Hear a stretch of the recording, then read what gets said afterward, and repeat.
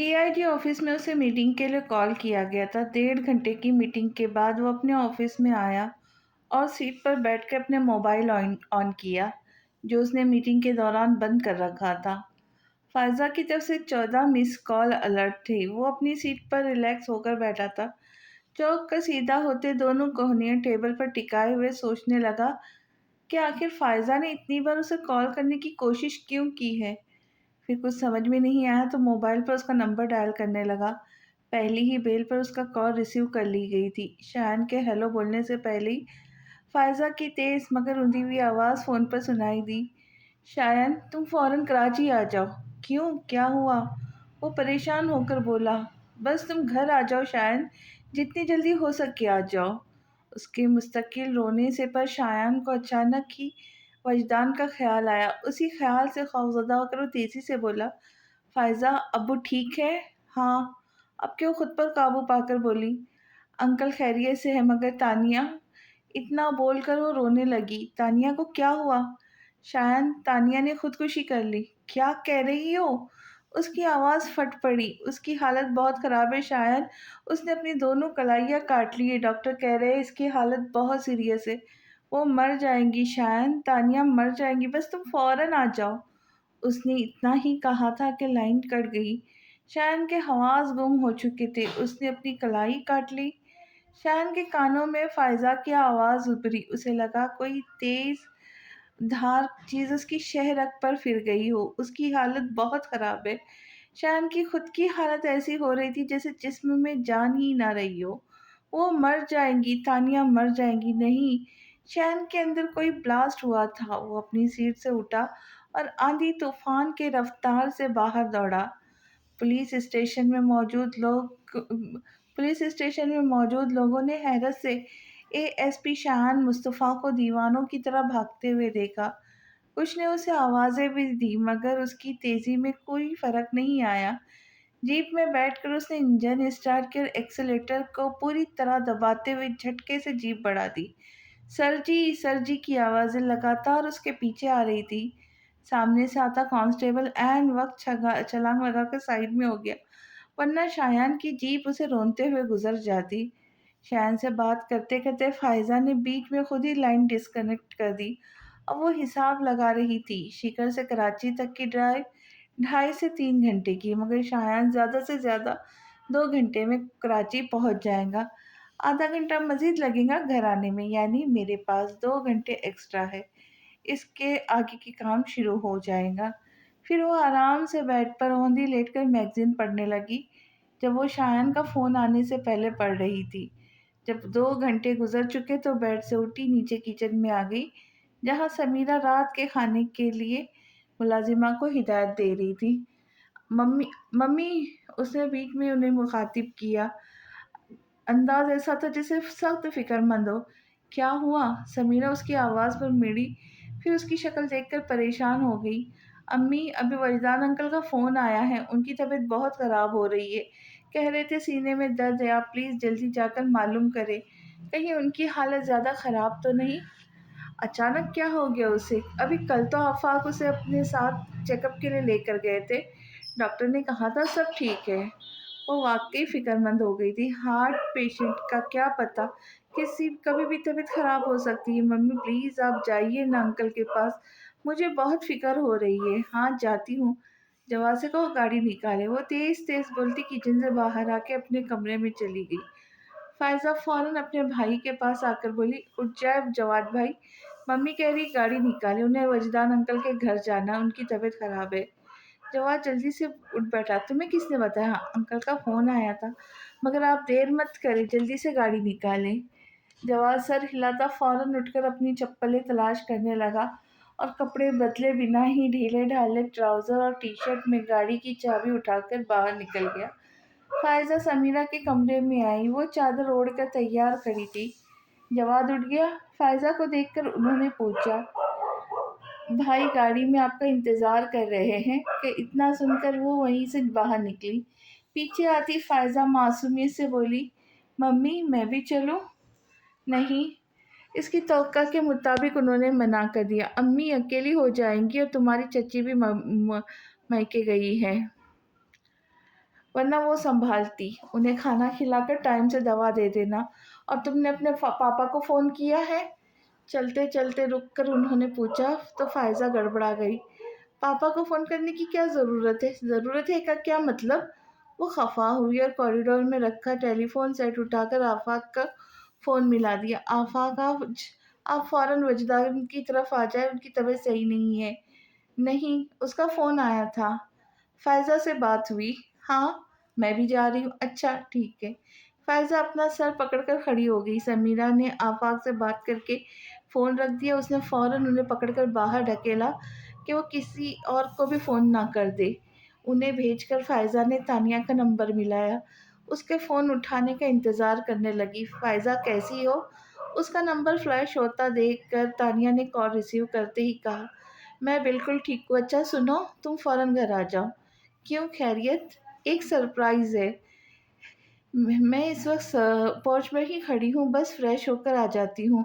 Fresh यहाँ आकर हो जाना, देर करने की ज़रूरत नहीं, बस फ़ौरन चली आ जाओ। अच्छा बाबा, आ रही हूँ, तानिया ने कहा। वो पोर्च में खड़ी गाड़ी रोककर दरवाज़ा खोले उससे बात कर रही थी। फ़ोन बंद करके वो वापस गाड़ी में बैठी और रिवर्स करके गेट से बाहर ले गई। मरियम लॉन में ही थी। उसे पोर्च में खड़े फ़ोन पर बात करते देखकर वो इस तरफ आई, मगर उनके पहुँचने से पहले वो गाड़ी में बैठकर गेट से बाहर जा चुकी थी। जिस वक़्त फ़ाइज़ा के घर पहुँची, रात के 9 बज रहे थे। फ़ाइज़ा गाड़ी की आवाज़ पर बाहर आ गई, फिर तानिया को साथ लिए वो अंदर सिटिंग रूम में आ बैठी। हाँ, कहो क्या सरप्राइज़ है? तानिया ने काउच पर बैठने के बाद बोले, शान ने मुझे प्रपोज़ किया है। फ़ाइज़ा ने बाजू लपेटकर उसे देखते हुए सपाट लहजे में कहा। तानिया कुछ देर तक बोल नहीं पाई। मुबारक हो, जब कहा तो उसकी आवाज़ बेहद धीमी थी। ओह शट अप! फ़ाइज़ा एकदम ही फट पड़ी। ये क्या तमाशा लगा रखा है तुम दोनों ने? वो तुमसे मोहब्बत करता है, तुम मुझसे मोहब्बत करती हो, मगर शादी किसी और से करोगे। शायन ने मुझसे मोहब्बत नहीं की। वो आज़रदा सी हो गई। रियली? वो इस्तेज़ाई अंदाज़ में बोली। तानिया को बुरा लगा। हाँ, शायन ने कभी नहीं कहा कि वो उसे मुझसे मोहब्बत है। तुमसे नहीं कहा होगा, मगर मेरे सामने उसने सैकड़ों बार एतराफ़ किया है कि वो तुम्हें चाहता है। वो तब कर बोली। तानिया बस उसे देखकर रह गई। अब वो टहल-टहल कर अपने गुस्से पे काबू पाने की कोशिश करते हुए ज़ोर से बोल रही थी, अच्छी भली लव स्टोरी थी, मगर नहीं, ट्रेजेडी का होना बहुत ज़रूरी है। ना बने कोई और ज़ालिम समाज, अब ये काम खुद भी तो किया जा सकता है। ना जाने कहाँ-कहाँ से लंगड़ी लोली किस्म की मजबूरियाँ बरामद करके सोग मनाया जा रहा है। तुम इतना उलझ क्यों रही हो? अगर तुम्हें कुछ शक है तो इनकार कर दो, वो तो मैं कर ही दूँगी। तुम्हारे मशवरे की ज़रूरत नहीं है, मगर तुम इकरार क्यों नहीं करती? जब शायन ने ही कभी कुछ नहीं कहा तो मैं क्यों कहती? उसे भी गुस्सा आ गया। फैंटास्टिक! वो भी भड़क गई। मोहब्बत करने से पहले क्या उसकी इजाज़त ली थी, जो अब तुम्हें उसकी तरफ से गारंटी चाहिए? कमाल हो गया। 21वीं सदी की बोल्ड लेडी मोहब्बत के मामले में 18वीं सदी की दोशीज़ा साबित हो रही है। जीप रुकने की आवाज़ सुनकर चुप हुई, फिर बोली, "आ गए मन्नू साहब।" लैला लैला पुकारते, "आज तो आमना-सामना होकर रहेगा। जितनी बार दिल चाहे आई लव यू कहलवा लेना।" शायन आया है? तानिया सटपटा गई। फ़ाज़ा के जवाब से पहले ही फुल यूनिफ़ॉर्म में मलबूस वहशतज़दा चेहरा लिए शायन खुले दरवाज़े से अंदर चला आया। फ़ाज़ा सिटिंग रूम के तौर पर इस्तेमाल होने वाले हॉल के बीचों-बीच खड़ी थी, जबकि तानिया एक साइड में होकर काउच पर बैठी थी, इसलिए शायन की नज़र उस पर नहीं पड़ सकी। वो सीधा फ़ायज़ा के पास चला आया। तानिया कैसी है? कौन से अस्पताल में लेके गए हैं? फ़ायज़ा चिढ़ी हुई तो पहले ही थी, भड़क उठी, मर गई तानिया। फिर शायन के फ़क होते चेहरे को देखकर उसे एहसास हुआ उसने एक इंतहाई बात कह डाल दी है, तो फ़ौरन ही कहा, अरे कुछ नहीं हुआ तानिया को, वो देखो ठीक-ठाक बैठी है। शायन ने गर्दन घुमाकर उस तरफ देखा जिस तरफ फ़ायज़ा ने इशारा किया था। फिर तेज़ी से तानिया की तरफ आया, उसके सामने कारपेट पर बैठ गया और बेताबी से उसकी दोनों कलाइयाँ अपने हाथों में थाम कर टटोलते हुए उसने कहा, तुम ठीक तो हो? फिर उसकी कलाइयाँ छोड़कर उसके चेहरे दोनों हाथों से भर कर बोला, ये क्या हरकत थी? कोई ऐसे भी करता है? तानिया ने कब शायन के ऐसे अंदाज देखे थे? وہ تو اتنی بری طرح بوکھلا گئی کہ وہ کچھ بولنے کا خیال ہی نہیں آیا۔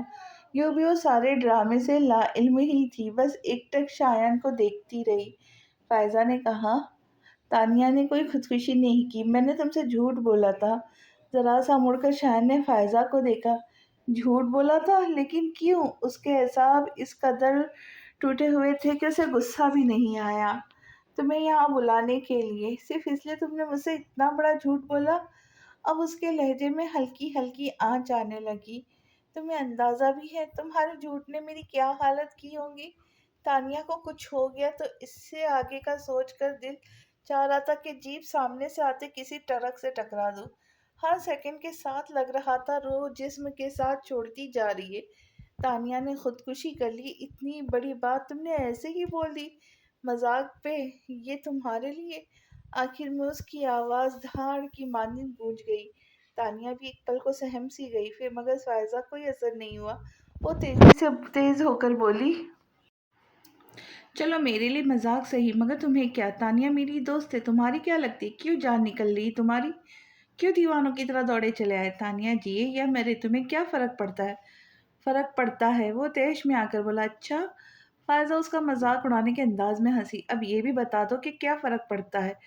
تنے ہوئے اعصاب کے ساتھ فائزہ کے مقابل کھڑا وہ اسے گھورنے لگا تو فائزہ کی مسکراہٹ کچھ اور گہری ہوئی۔ میں جانتی ہوں تم کبھی نہیں بتاؤں گے۔ شایان نظر چراتا اس کے سامنے سے ہٹ گیا۔ میں اکثر سوچتی ہوں پر سمجھ نہیں پاتی کہ بزدل لوگ ہی محبت کرتے یا محبت کرنے والا ہر شخص بزدل بن جاتا ہے۔ اب وہ جان بوجھ کر اسے اکسا رہی تھی۔ وار کارگر تھا۔ شایان بولا تو اس کے لہجے میں آگ کی تپش تھی۔ میں بزدل نہیں ہوں۔ اچھا تو ہمت والے ہو؟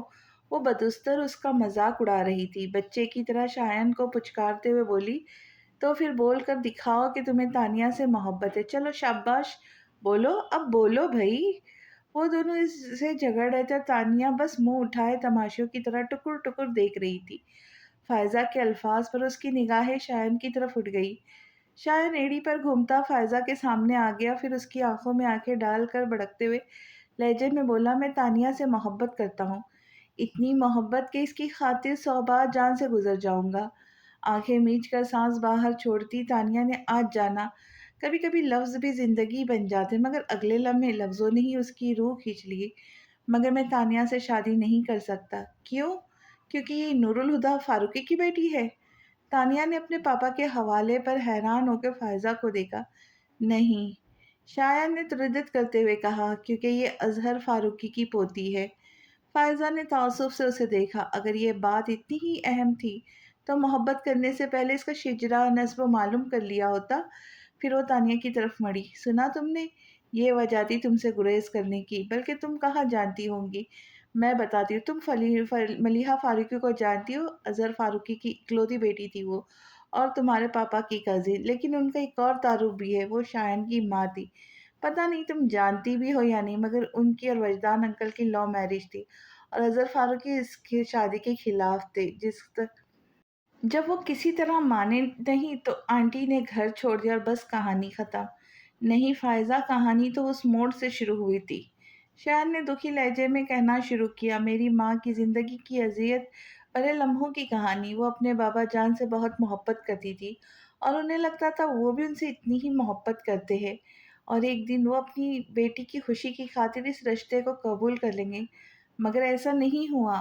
ان کی انا نے امی کو توڑ کر رکھ دیا، مگر نانا جان نہیں جھکے اور امی یہ سہ نہیں پائی۔ جانتی ہو تانیہ، صرف 20 برس کی عمر میں میری ماں مر گئی، صرف 20 برس کی عمر میں۔ تانیہ کے لیے خبر نئی نہیں تھی، لیکن شایان کے لہجے کا کرب محسوس کیے بنا نہ رہ سکی، اور سر جھکا لیا۔ کون ذمہ دار ہے؟ میں نے اپنی ماں کو کھو دیا، کس کا قصور ہے؟ اور ابو؟ اس نے اپنے ہونٹ سلے۔ مجھے وہ کبھی زندہ نہیں لگے۔ پانے اور کھونے میں اب میں وہ اہم وقت نہیں تھا جو پایا ہے۔ جو کھو دیا ہو اس کا درد زیادہ محسوس ہوتا ہے۔ میں تمہیں درد نہیں دے سکتا تانیہ۔ امی نے ایک رشتے کو پا کر اس رشتے کو کھو دیا، اور اس رشتے کو کھو دینے کا ملال زندگی بھر نہیں کی گیا۔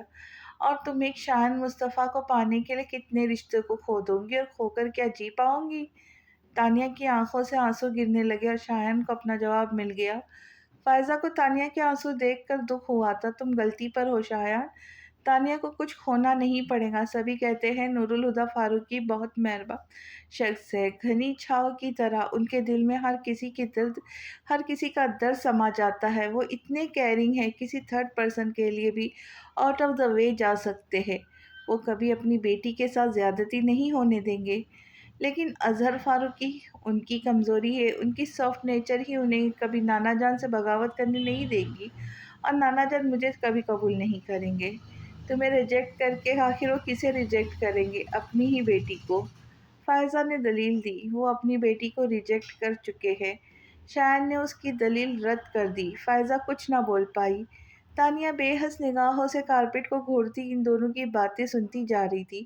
اسے لگ رہا تھا کہ آج وہ صرف سننے کے لیے ہی یہاں آئی ہے۔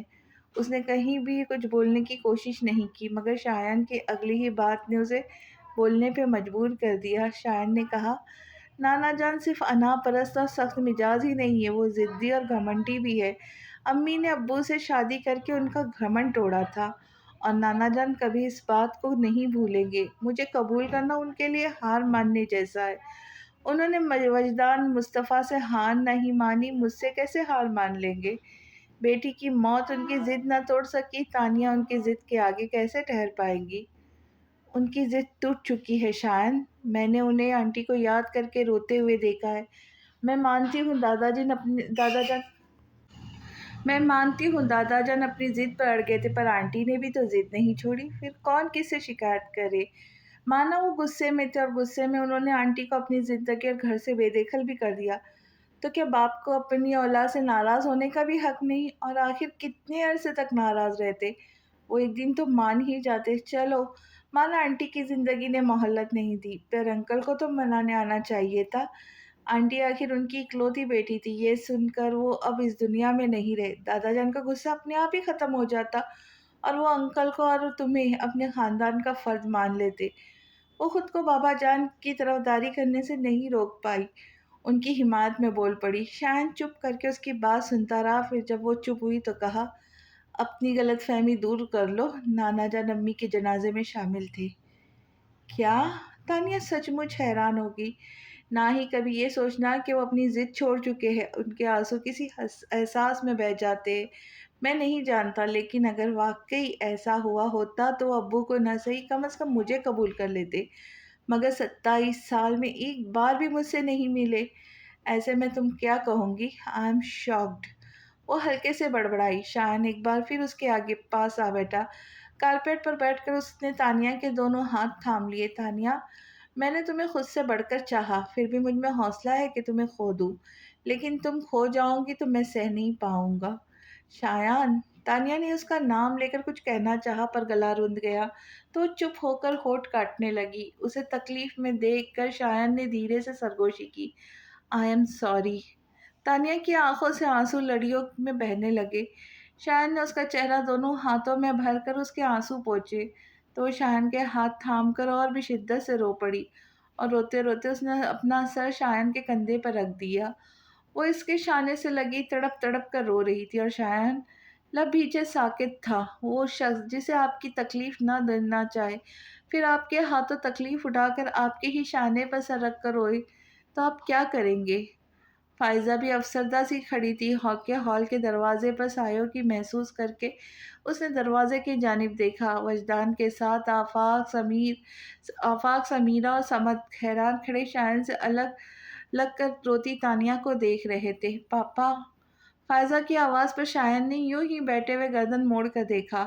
تانیہ نے بھی اس کے شانے سے سر اٹھا کر دیکھا، پھر وہ اٹھی اور آنسو پوچھتی باہر نکل گئی۔ شایان بھی تانیہ کے جاتے ہی اٹھ کر چلا گیا۔ یہ سب کیا تھا؟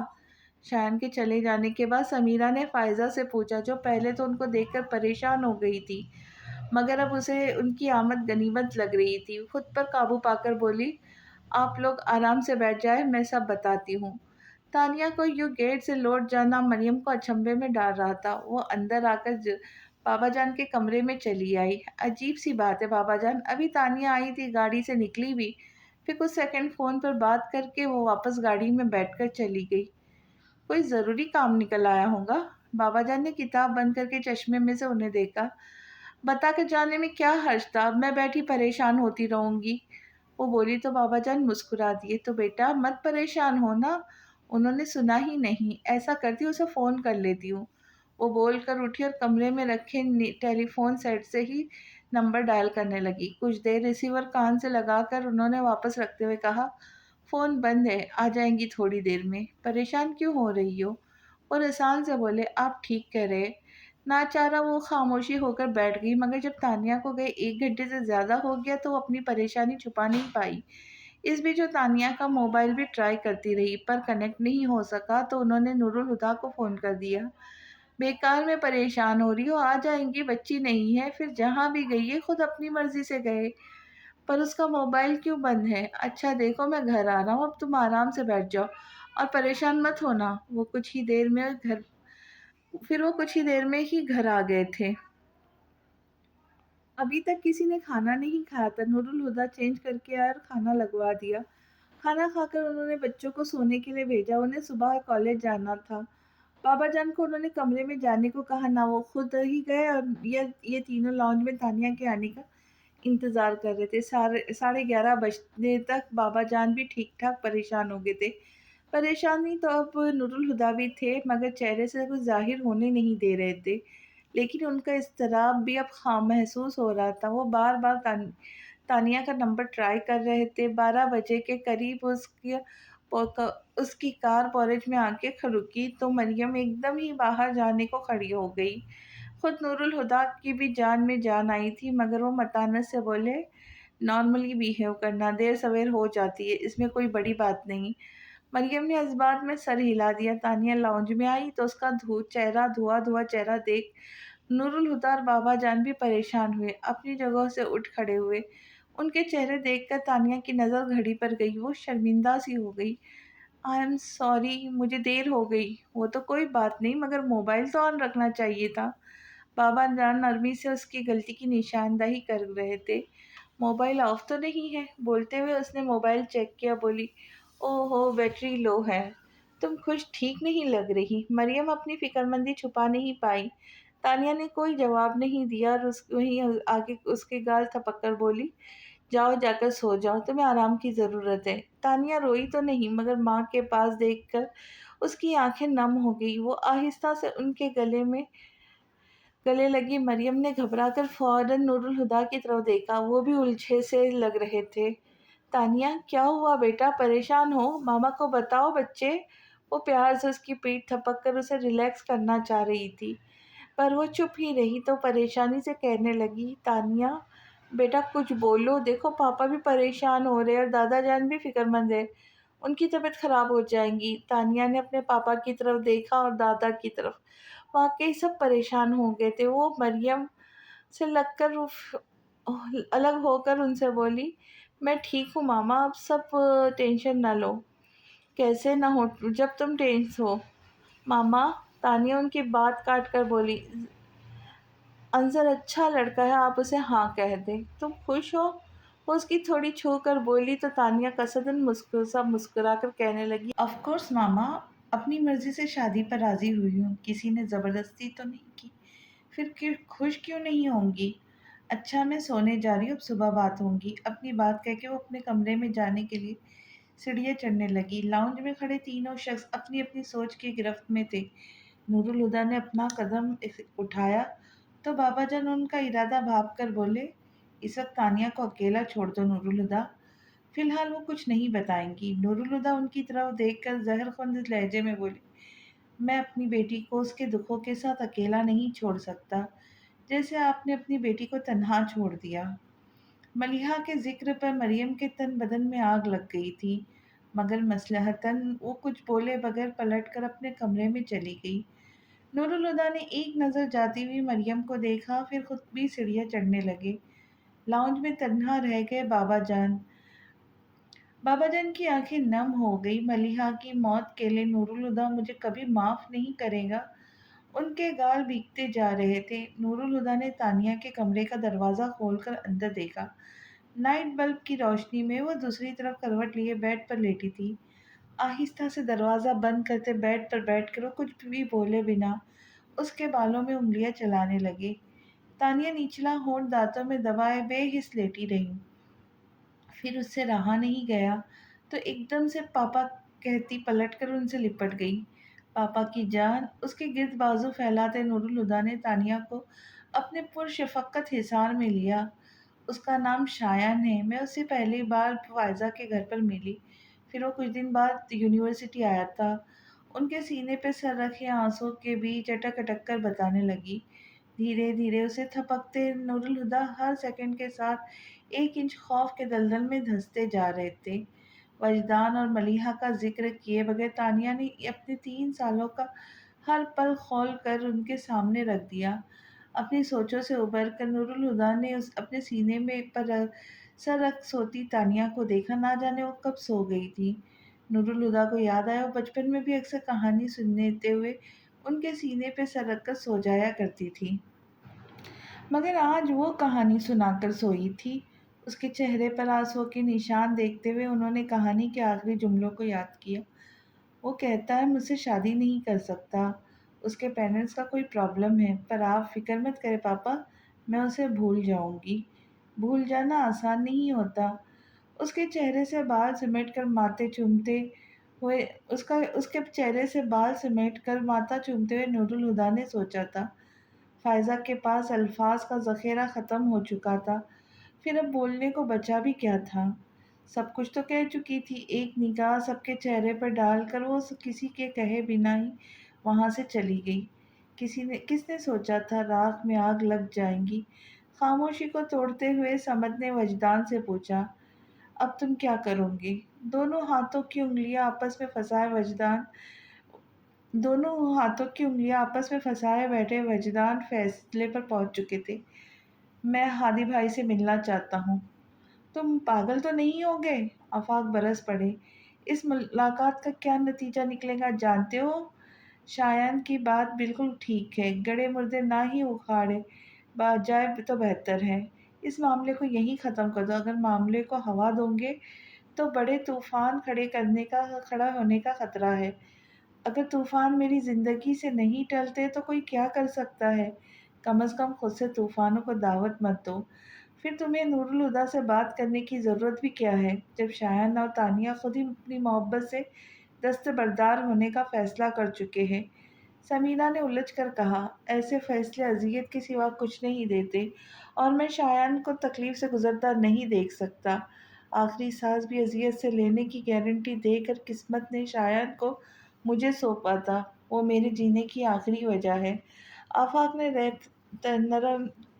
तरहम से उन्हें देखा और जिस दिन तुमने कसरे फ़ारूकी में कदम रखा, फूफा जान तुमसे तुम्हारा जीने की आखिरी वजह भी छीन लेंगे।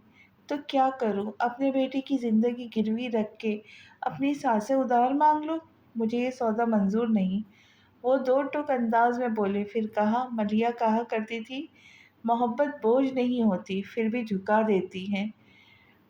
मैं जानना चाहता हूँ उसकी बात में कितना सच है।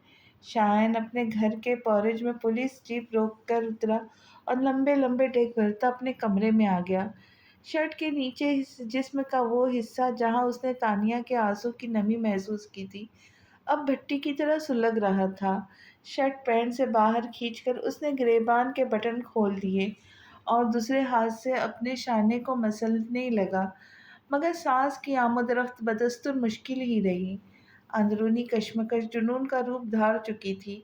उसने अब अपने हाथ को मुक्का बनाकर एक धाड़ के साथ सामने दीवार पे दे मारा। अब वो पागलों की तरह चिल्लाते हुए दीवार पर मुक्के बरसा रहा था। उसके दोनों हाथ ज़ख्मी हो चुके थे और उनसे खून बहने लगा।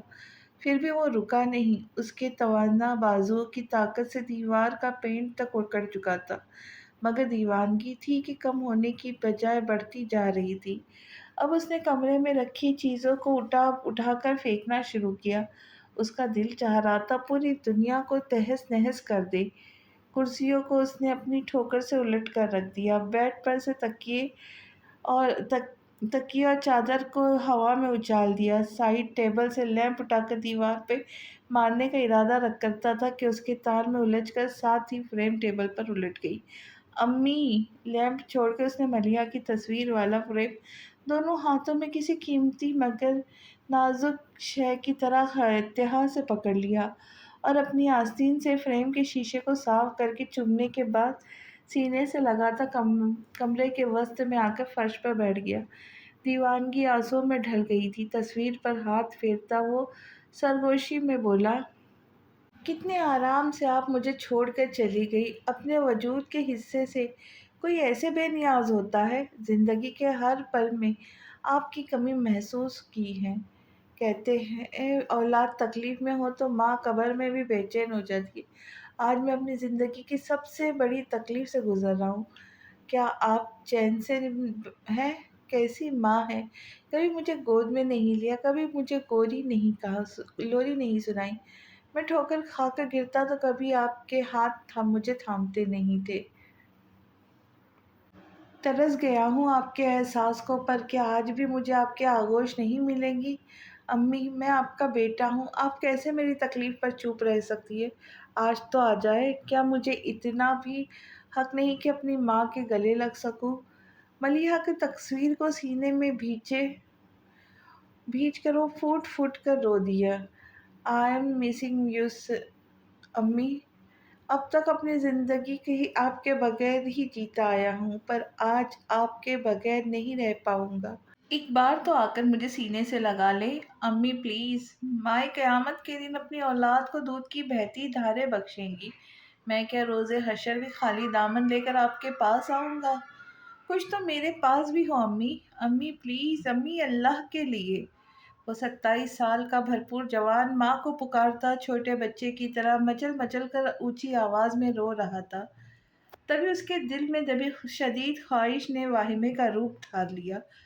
کھلی کھڑکی سے آتی ہوا نے اس کی پیشانی پر بکھرے بالوں کو سمیٹا تھا، مگر شایان کو اس ہوا پر نرم انگلیوں کے لمس کا گمان ہوا تھا۔ پھر اسے محسوس ہوا تھا کہ انہی انگلیوں نے اس کے چہرے پر سے نمی کو سمیٹا۔ اس نے سختی سے بھیجتی اپنی آنکھوں کو دھیرے سے کھول دیا۔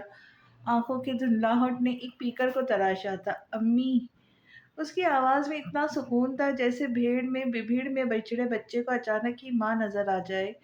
ملیحہ نے جھک کر اس کی پیشانی پر ہونٹ رکھ دیے۔ 27 سال میں پہلی بار اس نے ممتا کا لمس محسوس کیا تھا۔ اسے لگا اس کے جلتے تپتے وجود میں کسی نے پانی کی چھینٹیں ڈال دی ہو۔ اس نے بے خود ہو کر ملیحہ کو آغوش میں سر رکھ دیا۔ اس کے جنون کو قرار آنے لگا اور ایک سکون سا اس کے رگ و پے میں سرایت کر گیا۔ وہ دھیرے دھیرے آنکھیں موند گیا۔ گھر پہنچتے ہی وجدان سیدھے شایان کے کمرے میں آئے تھے۔ کمرے میں پھیلی ابتری پر نظر ڈال کر شایان کے پاس آ بیٹھے، جو کارپیٹ پر بے ترتیبی سے لیٹا بے سود سو رہا تھا، اور ملیحہ کی تصویر اس کے دائیں گال کے نیچے دبی تھی۔ اس کے دونوں ہاتھوں کی پشت پر جمے خون کے دیکھ کر وجدان کی پیشانی پر شکنیں ابھر آئیں۔ ماں پر گیا ہے۔ اس کی دیوانگی بھری جذباتیت پر وجدان ہمیشہ یہی جملے دہراتے تھے۔ اٹھ کر اپنے کمرے میں آئے اور الماری سے فرسٹ ایڈ باکس نکال کر کچن میں آ گئے۔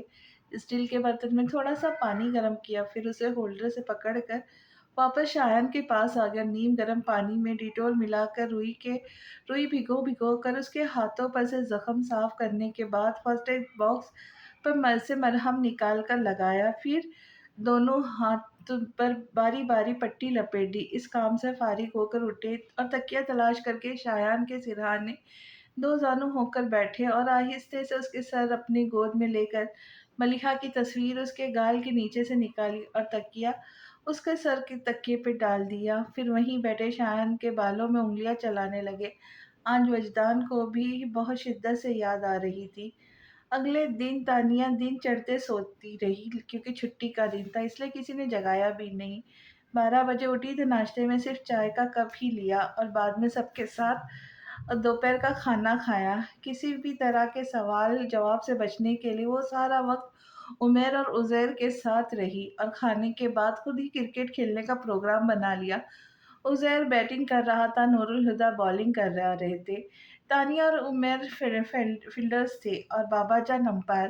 مریم اسٹینڈ میں بیٹھے شائقین کی طرح نعرے لگا رہی تھی، شاباش، چھکا لگاؤ اس بال پر جب تک نور الہدیٰ خود بے ہوش ہو کر نہ گر پڑے، وکٹ نہیں چھوڑنا۔ بالنگ کے لیے بھاگتے نور الہدیٰ رکے اور ان کی طرف دیکھ کر کہا، اوہ بیوی، اللہ کا خوف کرو، شوہر کا بہت حق ہوتا ہے۔ وہ ترکی بترکی بولے، میں صرف بیوی ہی نہیں، ماں بھی ہوں۔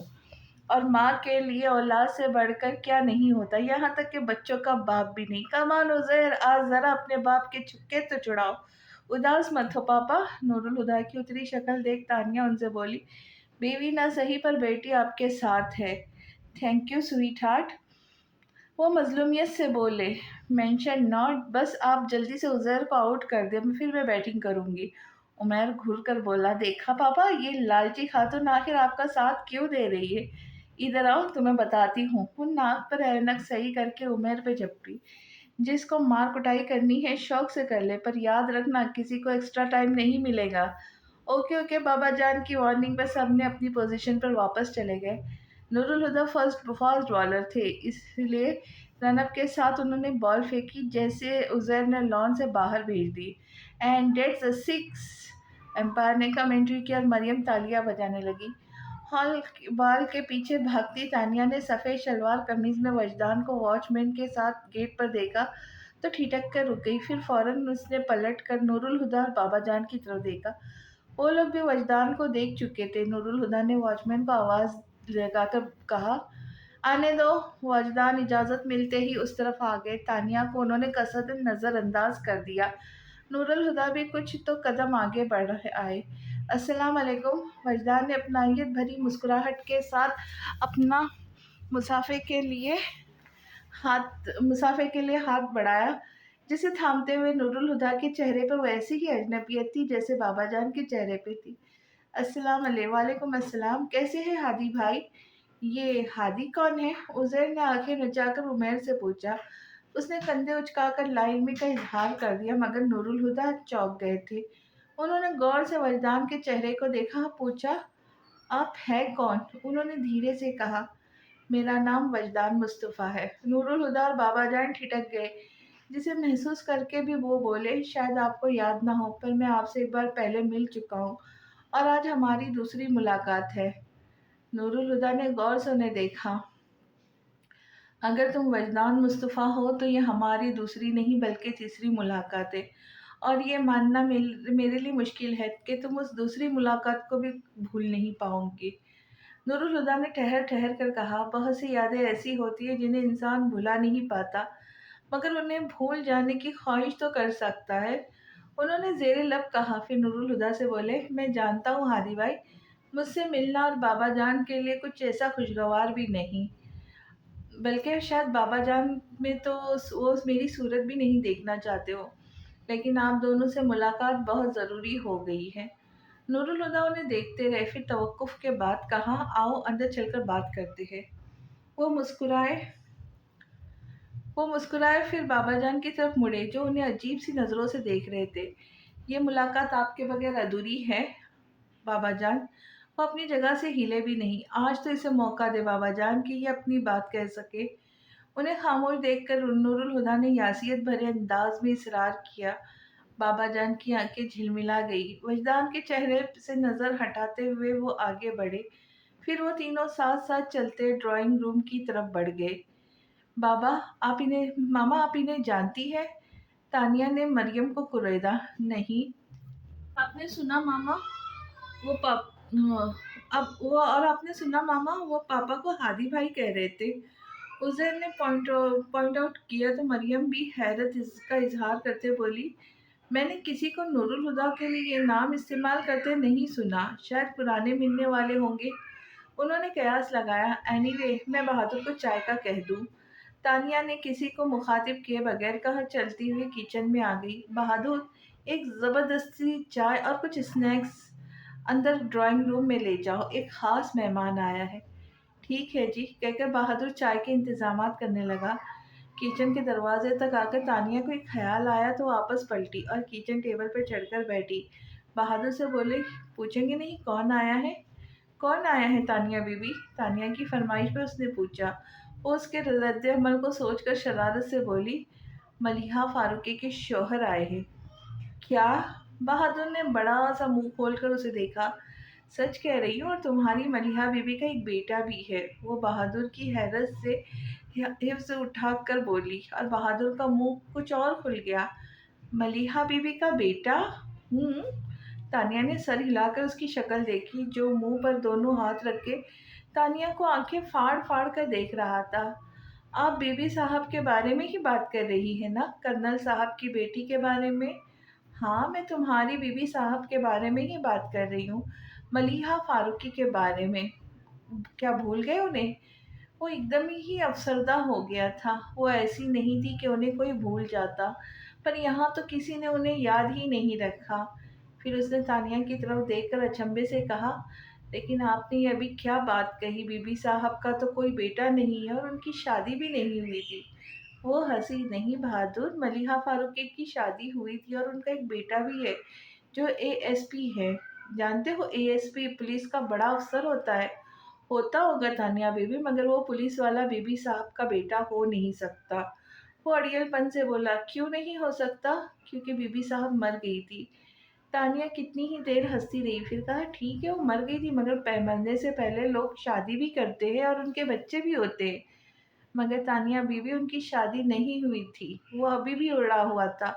तानिया छोटे बच्चे की तरह उसे समझाने लगी, देखो जब वो यहाँ से गई तो उसकी शादी नहीं हुई थी, मगर यहाँ से जाने के बाद उन्होंने वजदान मुस्तफ़ा से शादी कर ली थी।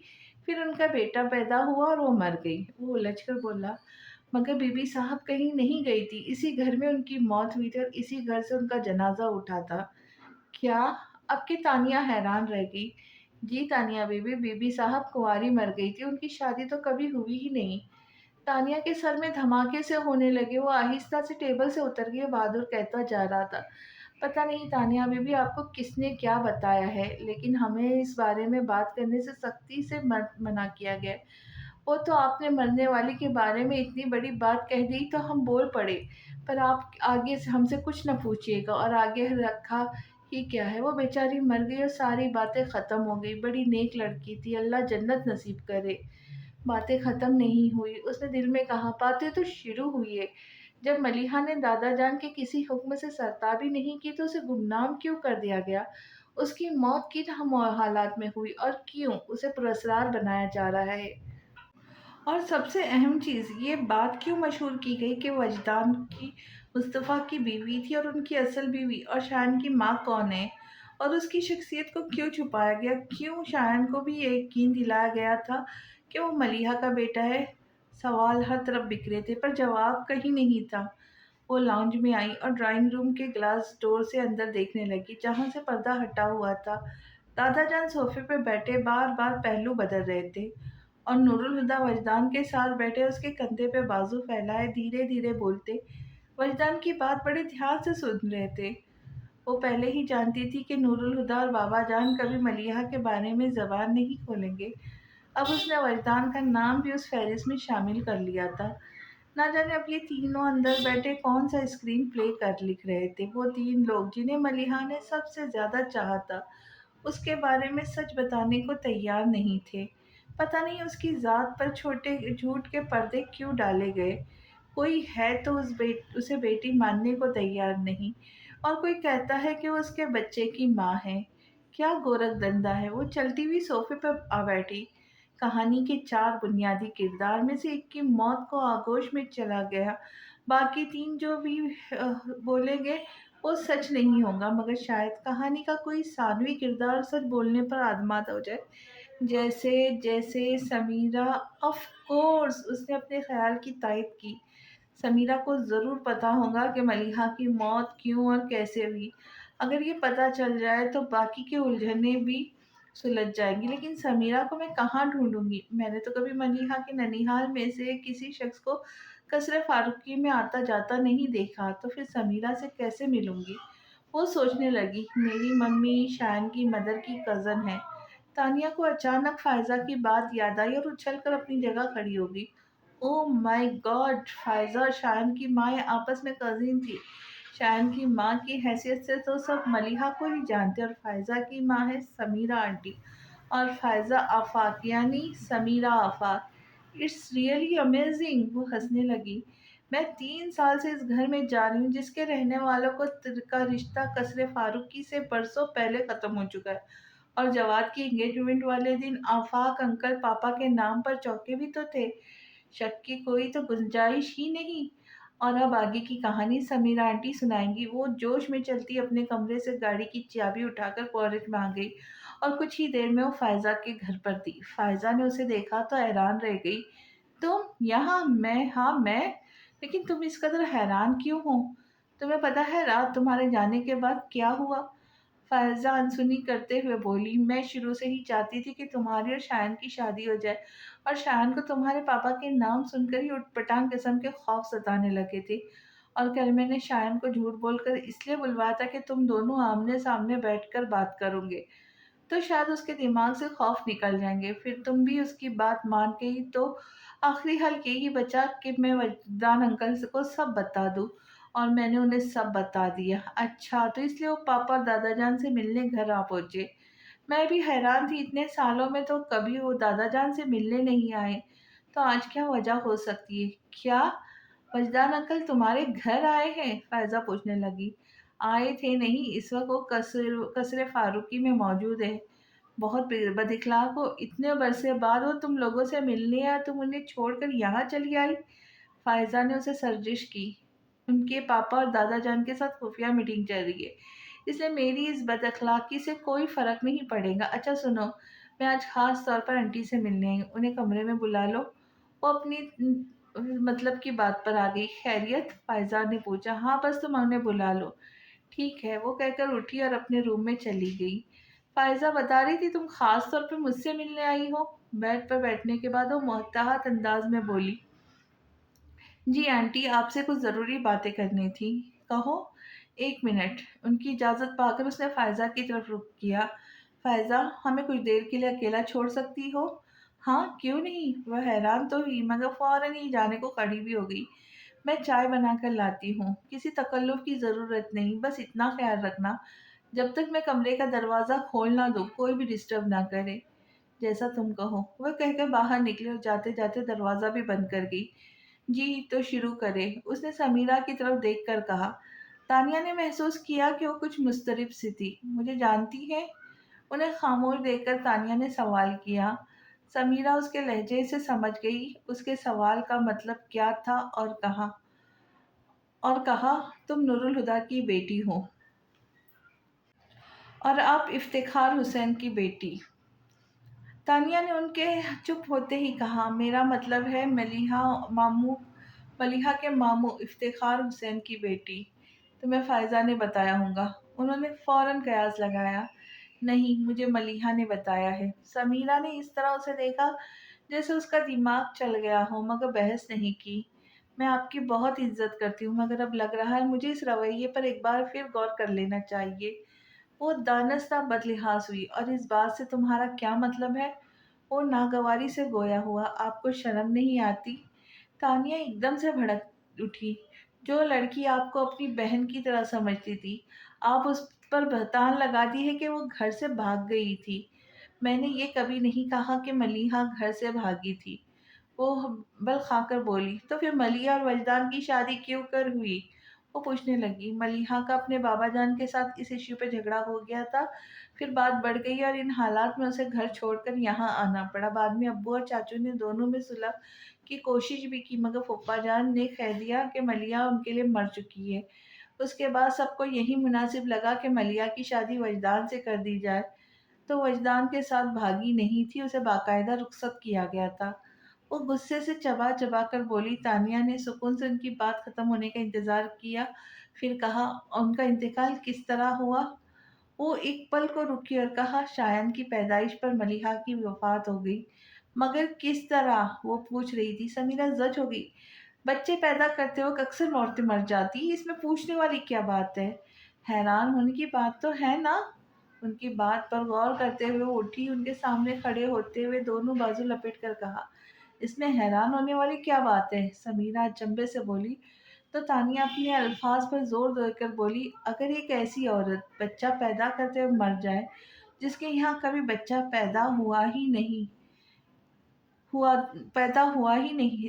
बच्चा पैदा ही नहीं हुआ था, तो सुनकर तो हैरत होंगी। इस बार समीरा कुछ बोल नहीं पाई। मलिहा की शादी नहीं हुई थी। उसने बड़े सुकून से उन्हें देखते हुए कहा, एक ऐसी लड़की जो मर चुकी है उसके बारे में इतना बड़ा झूठ कि वो किसी की बीवी اور کسی کے بچے کی ماں تھی، بولتے ہوئے آپ کو شرم نہیں آئی؟ وہ چپ ہوئی، پھر تنزیہ ہنسی کے ساتھ بولی، لیکن آپ کیا ہو اس مرے ہوئے لحاظ کا کریں گی جب آپ نے زندہ لوگوں کے لحاظ نہیں کیا؟ شائن کے ساتھ کیا کیا آپ لوگوں نے؟ جسے وہ ماں سمجھتا ہے وہ ان کی ماں نہیں، اگر پتہ چل جائے اسے تو اس کی کیا حالت ہو، اور وہ بد نصیب ماں جس نے اسے پیدا کیا ہے اس پر کتنا ظلم کیا ہے آپ سب نے، اور آج میری زندگی آپ لوگوں کی وجہ سے ہی برباد ہو رہی ہے۔ یہ سوچ کر وہ ملیحہ فاروقی کا بیٹا ہے، شایان مجھ سے شادی نہیں کرنا چاہتا، اور میں سچ جان کر بھی اسے بتا نہیں سکتی، کیونکہ میں جانتی ہوں وہ کبھی نہیں سہ پائے گا۔ جس باپ سے وہ اتنی محبت کرتا ہے اس نے اس کی ماں کی شناخت کے حوالے سے اسے دھوکہ دیا۔ وہ رکی اور شکایتی نظروں سے سمیرہ کو دیکھنے لگی، جن کی آنکھوں سے اب آنسو گرنے لگے تھے۔ دادا جان، پاپا، وجدان اور آپ، ملیحہ نے ہر ایک سے محبت کی، اور اس کے مرنے کے بعد آپ سب نے اس کے ساتھ کیا کیا؟ پاپا اور دادا جان یوں اس کے ذکر سے لا تعلق ہو گئے جیسے وہ کبھی پیدا ہی نہیں ہوئی، اور وجدان جو ملیحہ کے لیے یقین کا چہرہ تھا، اس کے چہرے کو دھوکہ بنا کر اپنے بیٹے کے سامنے پیش کرتے رہے، اور آپ نے وجدان کو ایسا کرنے دیا؟ کس قدر بد نصیب تھی وہ! اس نے کبھی سوچا بھی نہیں ہوگا کہ اس کے مرنے کے بعد اس کے ساتھ یہ سب ہو جائے گا۔ سمیرہ کے آنسو اور بھی شدت سے بہنے لگے، مگر تانیہ اس پر ترس کھائے بغیر بولتی رہی۔ جھوٹ کا یہ محل کھڑا کرنے کی کیا ضرورت تھی؟ بتائے، میری اور شایان کی زندگی کو برباد کرنے کا آپ کے پاس کیا جواز ہے؟ جواب دے، یا دینے کے لیے آپ کے پاس کوئی جواب بھی نہیں ہے؟ ہاں، طنزیہ انداز میں کہتے اس کی آواز مزید تیز ہوگی۔ آج تو آنسو بہا رہی ہے، مگر جب ملیحہ کی موت کا تماشا بنا رہی تھی اس وقت آپ کے آنسو کہاں تھے؟ میں نے ملیحہ کی موت کو تماشا نہیں بنایا، وہ چلا اٹھی۔ ہاں، وہ بد نصیب تھی، مگر کسی نے بھی نہیں سوچا تھا کہ اس کے ساتھ یہ سب ہو جائے گا۔ پھر وہ آنسو پوچھتے بغیر ہولے سے بولنے لگی، مجھے آج بھی یقین نہیں آتا کہ ملیحہ مر چکی ہے۔ کسی نے سوچا تھا یہ اس طرح مر جائیں گی؟ جیتے جی کبھی نہیں ستایا، مر کر سب کے لیے عمر بھر کا عذاب بن گئی۔ انہوں نے تانیہ کی طرف دیکھا۔ یہ کوئی پریوں کی داستان نہیں جسے سننے کے شوق میں تم یہاں چلی آئی۔ جانتی ہوں یہ پریوں کی داستان نہیں ہے، مگر پری کی داستان تو ہے جو جادو نگری میں کھو گئی۔ ان کے پاس بیٹھتے ہوئے تانیہ نے اس بار اذعان سے کہا۔ سمیرہ بھیگی آنکھوں سے اسے دیکھنے لگی اور دھیرے دھیرے ماضی کے پردے ہٹانے لگی۔ آفاق چوک تو تبھی گیا تھا جب اس نے شام کے پس منظر میں ملیحہ اور وجدان کو ایک دوسرے میں کھوئے ہوئے دیکھا تھا، مگر اس نے خود کو کبھی بھی کسی بھی طرح کی قیاس آری سے محفوظ رکھا۔ وہ ملیحہ اور وجدان دونوں کو اچھی طرح جانتا تھا۔ ملیحہ سلجھی ہوئی سمجھدار لڑکی تھی، اور وجدان بھی سلجھے مزاج کا شخص تھا جو اپنے کام سے اب کام رکھنا پسند کرتا تھا۔ آفاق نے اسے کبھی لڑکیوں میں دلچسپی لیتے نہیں دیکھا تھا۔ ان دونوں سے ہی کسی نادانی کی امید رکھنا فضول تھا۔ بعد کے دنوں میں آفاق نے ان دونوں کو ایک دوسرے سے بے نیازی برتتے ہی دیکھا، مگر اسے یوں محسوس ہوتا تھا کہ وہ پوری جان سے ایک دوسرے کی طرف متوجہ ہے۔ پھر وہ لمحوں کی بے اختیاریاں بھی آفاق سے چھپی نہ رہ سکی، لیکن وہ مستقل انہیں اپنا وہم سمجھ کر جھٹکتا رہا۔ مگر جس دن نور الہدیٰ ملیحہ کو لینے آئے تھے، آفاق نے گیٹ سے اندر آتے ہوئے دونوں کو ساتھ کھڑے دیکھا تھا۔ آفاق اسے باہر گاڑی تک چھوڑ کر واپس آیا تو بھی وجدان وہیں کھڑا تھا۔ کہاں کھو گئے؟ وجدان نے اپنے خیال سے ابھر کر آفاق کو دیکھا۔ میں نہیں کھویا، دل کھو گیا ہے۔ سچ کہہ رہے ہو؟ آفاق سنجیدہ ہوا۔ وجدان نے ہنستے ہوئے کہا، نہیں، مذاق کر رہا ہوں، اور اب اندر چلو، یہاں تو بہت دھوپ ہے۔ وجدان بات بدل گیا، لیکن آفاق کو یقین ہو گیا کہ ان دو سلجھے ہوئے لوگوں کے درمیان کوئی الجھا ہوا سا تعلق ضرور ہے۔ وہ وجدان سے اس بارے میں کھل کر بات کرنا چاہتا تھا، مگر اس روز موقع ہی نہیں مل سکا۔ اگلے دن آفاق اور سمیرہ ہنی مون کے لیے شمالی علاقۂ جات چلے گئے، پھر 10 دن بعد ان کی واپسی ہوئی۔ دوسرے ہی دن وہ وجدان سے ملنے اپنے پاپا کے آفس گیا تھا، مگر وہاں ملا ہی نہیں تو واپس آ گیا۔ آج آفس آئے تھے؟ رات کے ڈائننگ ٹیبل پر کھانے کے دوران منیر حسین نے آفاق سے پوچھا۔ وجدان سے ملنے گیا تھا، اور جناب وہاں تھے نہیں۔ اس کی بات کاٹ کر منیر حسن نے اس کی بات پوری کی۔ آفاق خاموشی سے کھانا کھانے لگے۔ کیا کہتا؟ وہ تو وجدان کے لیے بے حد پریشان تھا۔ اگلے دن آفس سے واپسی پر اس کے گھر چلا گیا، مگر وہ گھر پر نہیں تھا۔ آفاق اس کے نام میسج چھوڑ آیا، لیکن وجدان ہنوز لاپتہ ہی رہا۔ آج 17 دسمبر تھا۔ آفاق جانتا تھا کہ آج ملیحہ کی ایگزیبیشن ہے۔ وہ کچھ دن پہلے ہی پاس لے آیا تھا۔ اس کا ارادہ تھا کہ ملیحہ کو سرپرائز دے۔ آفس سے فارغ ہو کر سیدھے آرٹس کونسل جانے کی بجائے آفاق ڈیلی نیوز پیپر کے آفس آ گیا۔ آرٹس کونسل میں زبردست ایگزیبیشن لگی ہے، چلو گے؟ وہ اپنے رپورٹر دوست ساجد کی ڈیسک پر آ کے بولا، چلو گے؟ وہ اچنبے سے بول کر ہنسا، میں تو لیٹ ہو گیا ہوں یار، میرا اسسٹنٹ رپورٹر اس وقت آرٹس کونسل میں بیٹھا مجھے دعائیں دے رہا ہوں گا۔ شام کے اخبار میں نمائش کی کور رپورٹ چھاپنی ہے۔ میں نے اسے کہا تھا ڈائریکٹ وہیں پہنچ جائے، میں بھی سیدھا وہیں آؤں گا، لیکن ایڈیٹر صاحب نے بلوا لیا۔ اب وہ میری جان چھوڑے تو میں جاؤں؟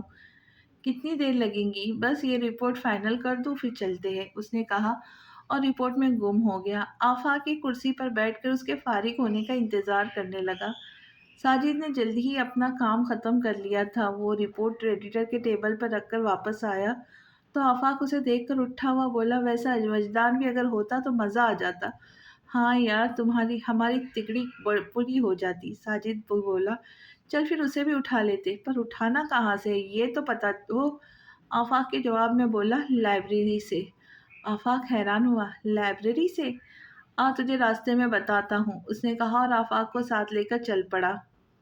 یہ لائبریری کا کیا چکر ہے؟ ڈرائیونگ کرتے ہوئے آفاق نے ساجد سے پوچھا۔ چکر لائبریری کا نہیں، لڑکی کا ہے۔ وجدان اور لڑکی کا چکر؟ امپاسبل۔ آفاق حیران ہوا، وہ تو لڑکیوں کو بھاؤ تک نہیں دیتا اور لڑکیاں بھی بھاؤ نہیں دیتی۔ پر دیکھ لو، تمہاری شادی بھی ہو گئی اور میری منگنی بھی۔ بھائی، یہ جو دنیا ہے نا، اتفاقات کا مجموعہ ہے، یہاں کچھ بھی ہو سکتا ہے۔ سورج مغرب سے نکل سکتا ہے، دیا آندھی میں جل سکتا ہے، پانی میں آگ لگ سکتی ہے اور وجدان کو محبت ہو سکتی ہے۔ تو مجھے آج بتا رہا ہے؟ اس کی ساری بکواس کے جواب میں آفاق بگڑ کر بولا، مجھے بھی کچھ دنوں پہلے ہی پتا چلا، وہ بھی اتفاقاً۔ اس نے بدک کر صفائی میں کہا تو آفاق بولا، ٹریلر تو دکھاؤ، فلم بھی دکھا دو۔ ٹریلر تو دکھا دیا، فلم بھی دکھا دو۔ یار کوئی اتنی لمبی چوڑی بات نہیں، 2-3 مہینے پہلے میں اور وجدان لائبریری میں گئے تھے۔ وہاں وہ بار بار ایک لڑکی کی طرف دیکھ رہا تھا۔ وہ لڑکی تھوڑی سی خوبصورت تو تھی، پر سچ بات یہ ہے مجھے تو ایسی خاص نہیں لگی کہ وجدان جیسا گہرا بندہ اس کی ایک جھلک دیکھ کر متاثر ہو جائے۔ پھر وہ لڑکی اٹھ کر چلی گئی، ہم لوگ بھی اپنے کام سے فارغ ہو کر اٹھ گئے اور بات آئی گئی ہو گئی۔ بلکہ اس کے بعد سے جو اسے لاپتہ رہنے کی بیماری ہو گئی ہے، تو مجھے شک بھی نہیں ہوا یہ اس لڑکی کے چکر میں لائبریری جاتا ہوگا۔ وہ تو پرسوں میں وہاں گیا تو اسے وہاں دیکھا، پھر خود ہی میرے پوچھنے پہ بتانے لگا کہ صبح سے شام تک لائبریری میں ہوتا ہوں، لائبریری بند ہونے کے بعد سڑکیں ناپتا ہوں، پھر جب نیند آنے لگتی ہے تو گھر چلا جاتا ہوں۔ بس اتنی بات پر مجھے شک ہوا۔ اس سے پوچھنا تو ہنسنے لگا، لیکن تردد بھی نہیں کی۔ وہ آخری جملے پر سوچتا ہوا بولا، آفاق گہری سوچ میں ڈوب گیا۔ اس کی نگاہوں میں بار بار اس شام کا منظر گھوم رہا تھا، جس میں تخت پر بیٹھی ملیحہ کھوئے سے انداز میں اپنے سامنے بیٹھے وجدان کو دیکھ رہی تھی، جس کے انداز میں بھرپور وارفتگی تھی۔ آفاق کی پیشانی پر لکیریں سے ابھر آئی۔ وجدان لائبریری کی پتھریلی سیڑھیوں پر بیٹھا کتاب کے ورق الٹ رہا تھا، جب آفاق اور ساجد اس کے سر پر آ پہنچے۔ اگر علم کی سمندر میں یوں ہی غوطے پہ غوطہ لگاتے رہے تو کسی دن ڈوب جاؤں گے۔ آفاق نے ہاتھ مار کر کتاب بند کر دی۔ اٹھ، ہم تجھے لینے آئے ہیں۔ مگر میں نہیں جا سکتا، اس نے فوراً انکار کر دیا۔ کیوں؟ جواب میں وجدان گریز سے کچھ پہلو کے بعد بولا، میں کسی کا انتظار کر رہا ہوں۔ اس کی بات سن کر ساجد بولا، جس کے انتظار میں تو 3 مہینے سے دھول پھانک رہا ہے، وہ آج بھی نہیں آئیں گی۔ میں نے کبھی بھی اس کے آنے کی شرط پہ اپنی انتظار سامنے نہیں رکھی۔ تو تم مانتے ہو کہ تم اس لڑکی کے انتظار میں یہاں آئے ہو؟ ساجد اچانک ہی سنجیدہ ہو گیا تھا۔ نہ ماننے سے کیا فرق پڑ جائے گا؟ وہ آہستہ سے بولا۔ وجدان، مجھے تم سے اس پاگل پن کی امید نہیں تھی۔ آفاق چڑ سا گیا، جس لڑکی کی تم نے صرف شکل ہی دیکھی ہے، اس کے لیے تم خود کو اس طرح برباد کر رہے ہو، کیا دیوانگی نہیں ہے؟ ہے تو۔ وہ مسکرایا، اور دیوانے کو صرف اپنی دیوانگی سے مطلب ہوتا ہے۔ ایک دن کے ناگے سے تیری دیوانگی میں کوئی فرق نہیں پڑ جائے گا، نہ وہ آ کر تیری غیر حاضری نوٹ کرنے والی۔ اب اٹھ جا، ساجد نے کہا۔ پھر اس کی نہیں کرنے کے باوجود وہ دونوں اسے گھسیٹتے ہوئے گاڑی میں لے آئے۔ وہ آیا تو بے دلی سی تھا، مگر نمائش میں ملیحہ کو دیکھ کر وہ اس اتفاق پر حیران رہ گیا۔ آفاق نہ جانے کدھر تھا اور اس کے ساتھ کھڑا ساجد کسی سے انٹرویو لے رہا تھا۔ وجدان اپنے آپ ہی اس کی طرف چل پڑا۔ اس کے ہاتھ میں ساجد کا کیمرہ تھا۔ بنا سوچے ہی غیر ارادی طور پر اس نے ملیحہ کی کئی تصویریں کھینچ لی اپنے چہرے پہ فلیش کی روشنی محسوس کر کے ملیحہ اس طرف متوجہ ہوئی تو وجدان کو دیکھ کر وہ بھی حیران رہ گئی۔ وہ دونوں ہر طرف سے بیگانہ آپس میں باتیں کر رہے تھے۔ تبھی آفاق اس طرف چلا آیا۔ رنگ تو اس نے ملیحہ کے چہرے پہ بھی دیکھے تھے، مگر وجدان کی آنکھوں کی چمک نے اسے واقعی الجھا دیا۔ ملیحہ پلٹ چکی تھی۔ آفاق چلتا ہوا وجدان کے پاس آ گیا اور اس کے کندھے پر ہاتھ رکھ کر گمبھیر لہجے میں بولا، وہ میری بہن ہے۔ وجدان نے اس کی طرف دیکھا جو جاتی ہوئی ملیحہ کو دیکھ رہا تھا۔ اور میں تمہاری بہن سے شادی کرنا چاہتا ہوں، وہ اپنے مخصوص واضح انداز میں بے دھڑک بولا تھا۔ آفاق اسے دیکھتا رہا، پھر اس کے شانے پہ ہاتھ ہٹا کر بولا، باہر چل کر بات کرتے ہیں۔ میں نے ملیحہ کو پہلی بار لائبریری میں دیکھا تھا۔ وہ گھاس پر آفاق کے مقابل دونوں ہاتھ پیچھے ٹکائے دور آسمان کی وسط میں کھویا کہہ رہا تھا۔ میں وہاں ساجد کا انتظار کر رہا تھا کہ ملیحہ کو آتے دیکھا۔ پہلی غیر ارادی نظر کے بعد میں اس پر سے نگاہ نہیں ہٹا لی تھی، پر نظر ہٹانے کے بعد میرا دل چاہا ایک بار اور ان کی طرف دیکھوں۔ اپنی یہ خواہش مجھے ابھی عجیب لگی تھی۔ میں ان پر توجہ ہٹانے کے لیے کتاب پڑھنے لگا۔ تھوڑی ہی دیر میں ساجد بھی آ گئے، مگر میں ملیحہ سے اپنی توجہ ہٹا نہیں پایا۔ وہ ایسی جگہ بیٹھی تھی کہ ہر بار صفحے الٹتے وقت میری نظر ان کے چہرے پہ ٹھہر جاتی۔ اتنے فاصلے اور اونچائی پر ہونے کے باوجود مجھے ان کا ہر نقش بہت صاف دکھائی دے رہا تھا۔ میں ان کی پلکوں کا اٹھ کر گرنا محسوس کر رہا تھا۔ ان کی گردن کی ہر حرکت کے ساتھ ان کے گلے میں پڑی باریک چین پر پڑتے بال بہت واضح نظر آ رہے تھے۔ ان کے بال بار بار ان کے چہرے پر آ جاتے اور وہ انہیں اپنے چہرے سے ہٹانے کے لیے ہاتھ سے سمیٹ کر پیچھے کرتی تو ایسے میں ان کی کلائی میں پڑی چند چوڑیاں خنک جاتی۔ میں اس خنک کو سن رہا تھا۔ ایسا لگ رہا تھا وہ بالکل میرے سامنے بیٹھی ہے۔ وہ رکا، پھر مسکرا کر گویا ہوا۔ پھر ایسا لگا کہ وہ ڈسٹرب ہو رہی ہے۔ وہ ایک دم سے کتاب پر سے نظر ہٹا کے ارد گرد دیکھتی، پھر دوبارہ سر جھکا کر کتاب پڑھنے لگتی، مگر کچھ دیر بعد وہ پھر سے اپنے آس پاس دیکھنے لگتی۔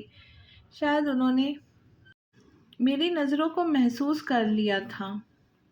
وہ مسکرایا، مسکراہٹ روک کر بولا۔ کچھ دیر بعد وہ اٹھی اور چلی گئی۔ ایسا لگا کوئی خواب ختم ہو گیا، مگر خواب کا اثر باقی تھا۔ اگلے دن مجھے لائبریری میں کوئی کام نہیں تھا، پھر بھی میں لائبریری آ گیا۔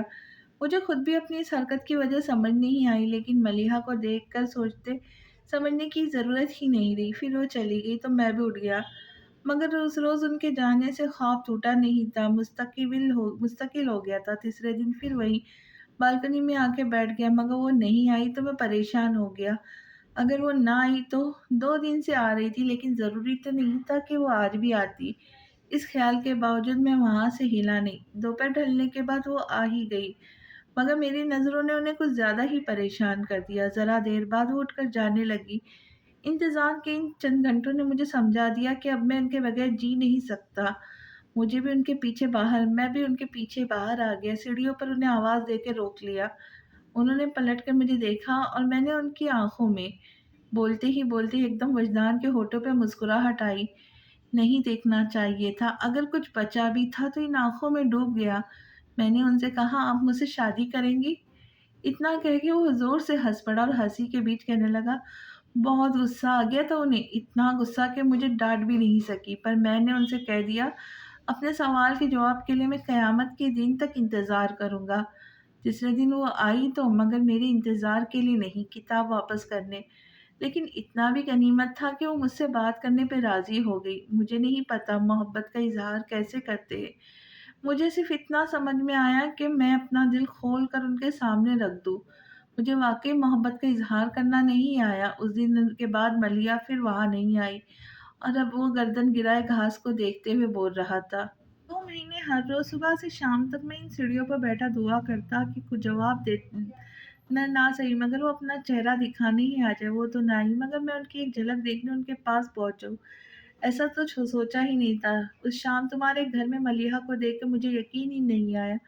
پتہ ہے، ان کے انتظار کرتے کرتے اکثر میں خود الجھ جاتا۔ میں ان کی خاطر مٹتا جا رہا تھا، انہیں احساس ہی نہیں، مگر اس روز محسوس ہوا وہ اتنی بھی بے نیاز نہیں۔ بولتے بولتے اس نے نظر اٹھا کر آفاق کو دیکھا، لیکن احساس میرے لیے کافی نہیں ہے آفاق، میں زندگی کا ہر پل ان کا ساتھ نبھانا چاہتا ہوں، مجھے وہ حق چاہیے کہ انہیں اپنا کہہ سکوں۔ وہ چپ ہوا اور یوں ہی ہاتھ آگے کر کے جھاڑنے لگا۔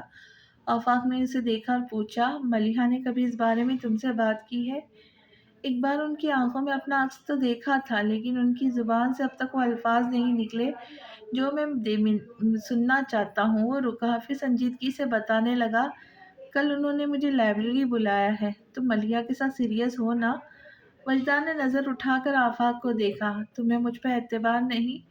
بات اعتبار کی نہیں ہے وجدان، آفاق اس پر نظر ہٹاتا آہستہ سے بولا، ملیحہ بہت سادہ سی لڑکی ہے، مثلتوں اور سمجھوتوں کو نہیں جانتی، جانتی ہے تو صرف اتنا کہ پیار کرنا ہے تو کرنا ہے، وہ بھی پوری ایمانداری کے ساتھ، کہیں کوئی احساس بچا کر نہیں رکھتی، پاگل ہے، اتنا بھی نہیں سمجھتی کہ گہری محبت کے زخم بھی گہرے ہوتے مگر حساس بھی ہے، خراش لگ جائے تو تڑپ اٹھتی ہے، کہیں زخم لگ گیا تو جھیلنا مشکل ہے، خیال رکھنا وجدان، اسے کبھی چوٹ نہ لگے، آئی پرومس خود پر جھیل لوں گا لیکن ملیحہ کو تکلیف نہیں دوں گا، اس نے پورے دل سے وعدہ کیا۔ آفاق یقین کرنے والی مسکراہٹ کے ساتھ اٹھا، اسے بھی اپنے ساتھ اٹھنے کو کہا، چلو اندر چلتے ہیں، میں ابھی ملیحہ سے نہیں ملا، تم جاؤ، میں تو گھر جاؤں گا۔ کیوں؟ کیونکہ ملیحہ کی موجودگی میں خود کو روک نہیں پاتا، تمہارے ہوتے یہ سب مناسب نہیں لگتا۔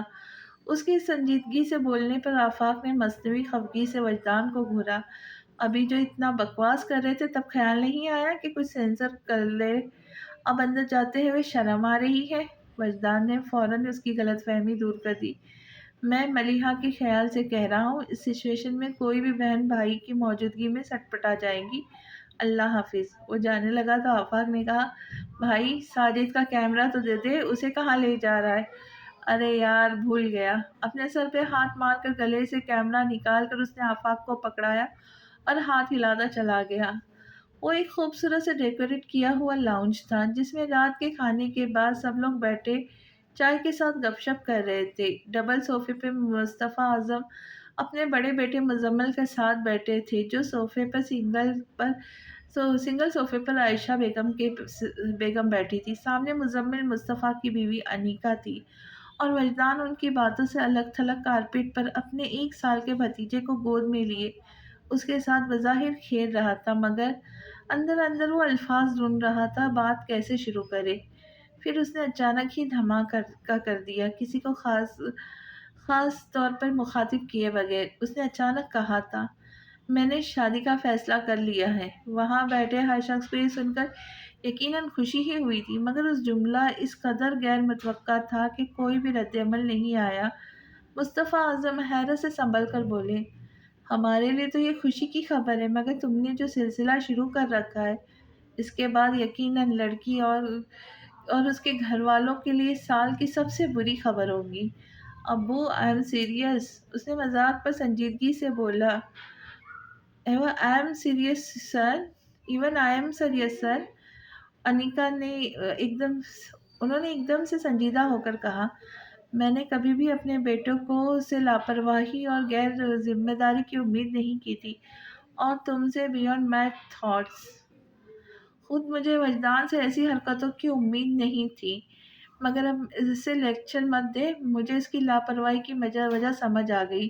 عائشہ مصطفیٰ نے اپنے شوہر کے بیٹے کی کلاس لیتے دیکھ کر ٹوکا، پھر معنی خیزی سے انہیں بولی، غلطی وجدان کی نہیں مصطفیٰ صاحب، بلکہ میری اور آپ کی ہے۔ بیٹا جوان ہو گیا اور اسے خود بولنا بول کے شادی کرنا چاہتا ہے، جبکہ یہ بات ہمارے سوچنے کی تھی۔ بالکل امی، یہ بات سمجھ میں بھی آتی ہے، وجدان بے شک ذمہ دار لڑکا ہے، پر کوئی ہو تو جس کے لیے ذمہ داری اٹھائی جائے۔ کیوں مزمل، آپ کا کیا خیال ہے؟ انیکا نے شوخی سے بولتے ہوئے اپنی خاوند سے رائے مانگی۔ شریف آدمی کبھی بیوی سے اختلاف نہیں کر سکتا، یہاں تو اختلاف کی گنجائش بھی نہیں۔ تو پھر طے ہو گیا، اگلے ہفتے ہم سب جا کر انیکا کے ماں باپ سے شیلا کا ہاتھ مانگ لیں گے۔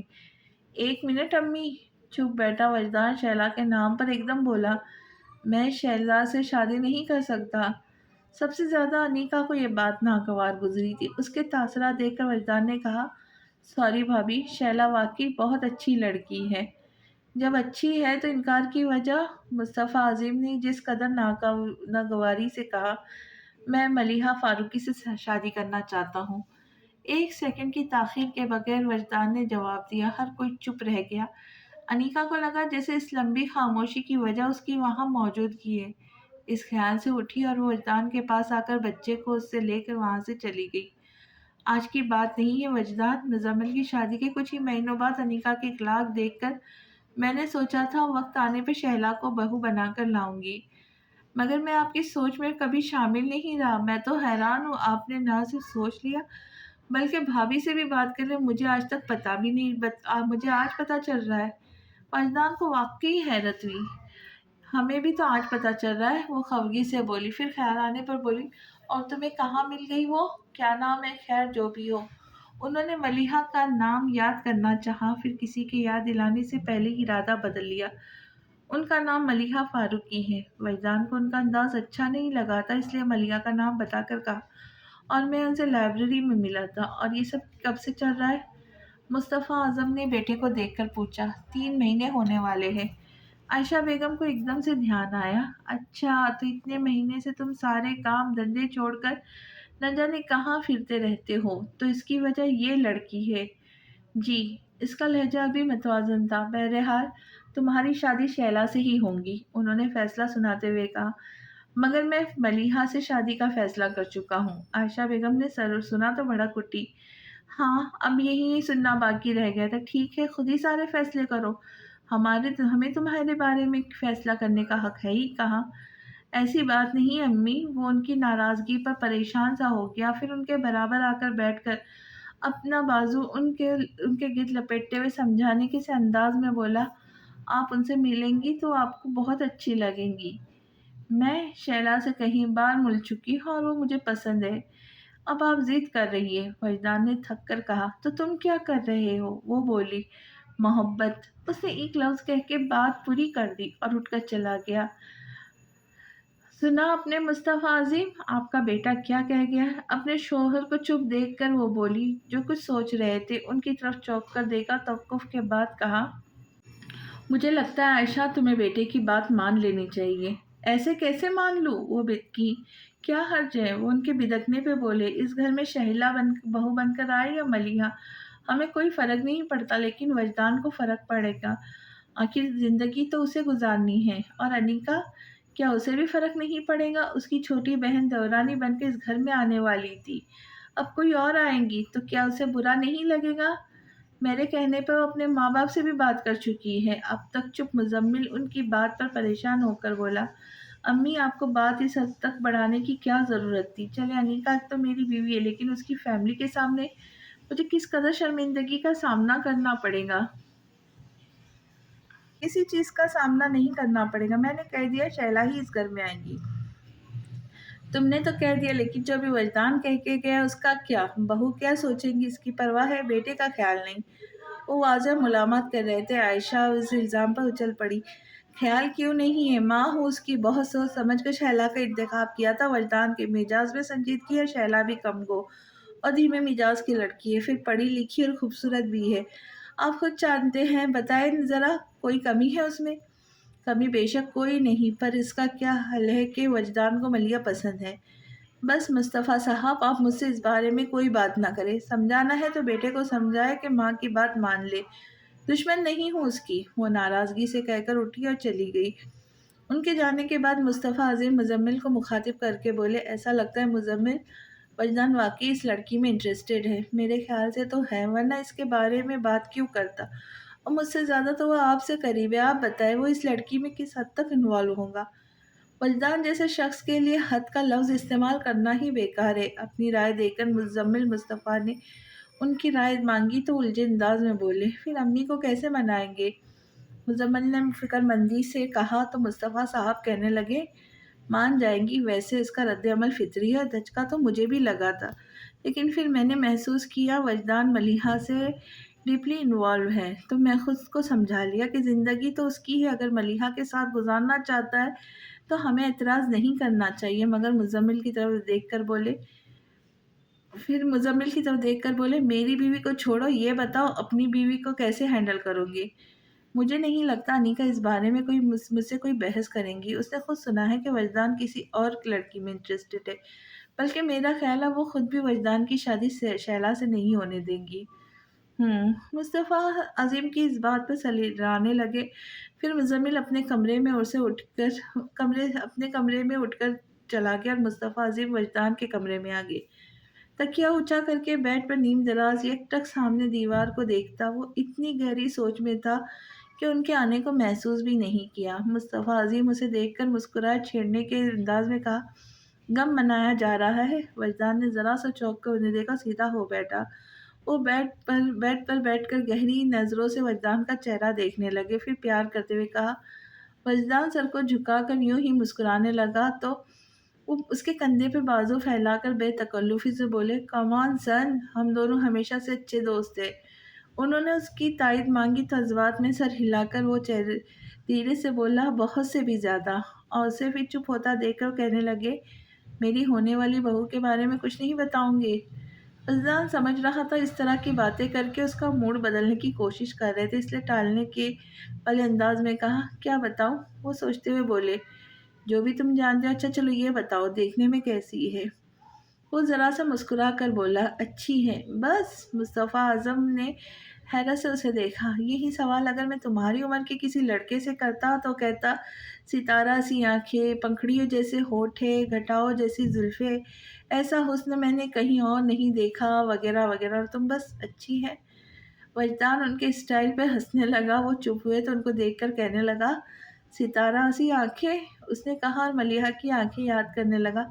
पता नहीं उनकी आँखें सितारा सी है या नहीं, पर जिस तरह फुटती है वहाँ रोशनी हो जाती है। होठों पर भी कभी ध्यान नहीं दिया, लेकिन मुस्कुराहट सच में बहुत प्यारी है। और ज़ुल्फ़ें शायद घटाओ जैसी ही है, कभी नोट नहीं किया। हाँ, मगर जब उसके बाल हवा से लहराते तो लगता है घटा बरस रही है। मैं कभी-कभी हैरान हो जाता हूँ, कोई इतना हसीन कैसे हो सकता है कि उसका हुस्न आस-पास की हर चीज़ को हसीन बना दे। फिर वो अचानक ही बोलते हुए रुक गया। मुस्तफ़ा हज़ीम की तरफ देखते हुए बोला, अम्मी बहुत नाराज़ है ना? ये माएँ ऐसी ही होती है, पहले नाराज़ हो जाती है, फिर मान भी जाती है। तुम्हारी भी माँ भी मान जाएँगी, फ़िक्र मत करो। उसके बाल बिखेरते हुए उन्होंने ऐसा कहा जैसे वजदान छोटा बच्चा हो। फिर गले लग के उसकी पीठ थपकी, आराम से सो जाओ, मैं आयशा को समझा लूँगा, तुम टेंशन मत लेना। खुद से अलग करके उन्होंने वजदान का माथा चूमा, फिर जब तक वो कंबल लेकर लेट नहीं गया, वो खड़े रहे। उसके बाद लाइट ऑफ करके चले गए। वो वजदान की कोशिश के बावजूद आँखें बंद नहीं कर सके। हालाँकि मुस्तफ़ा आज़म से बात करके वो हल्का-सा हो गया। उसे यकीन था कि वो हर कीमत पर आयशा मुस्तफ़ा को मना लेंगे। उन्हें वजदान से ऐसी मोहब्बत थी, मगर कोई चीज़ फिर भी उसे बेचैन कर रही थी।